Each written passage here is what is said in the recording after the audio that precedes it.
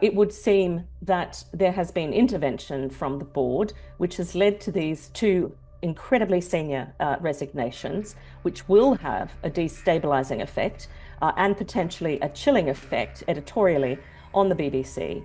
And they come in the wake of a concerted effort by the partisan press, the right-wing press in the UK, aided, it seems, by a former UK Conservative Prime Minister, and egged on, in fact, with participation by the White House press secretary, and ultimately celebratory comments from the US president, who himself is a clear attacker of free and independent press in the US. So this is a situation which needs to be understood in context of an orchestrated campaign to undercut public trust in the BBC and to create a situation where the BBC is meek, where the BBC is less likely to be critical in its reporting.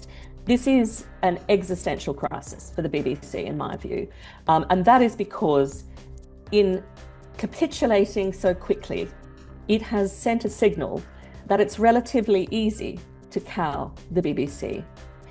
And that is incredibly dangerous. And it's dangerous not just because we as citizens of a democracy who should be invested in public interest information being protected in an increasingly polarized society, in an environment where the information ecosystem is incredibly polluted.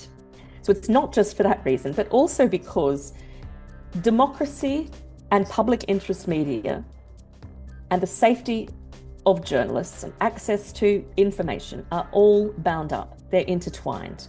You cannot have democracy without credible, independent public interest media. I think it is part of a pattern of capitulation, which we certainly saw with CBS in the US, with reference to Trump's threats to sue CBS or actions to litigate. And perhaps there was concern on the BBC's part about similar potential litigation.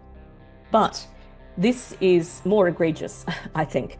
This is the intervention of a foreign state actor in the governance of independent public media in the UK. So this is a step beyond that.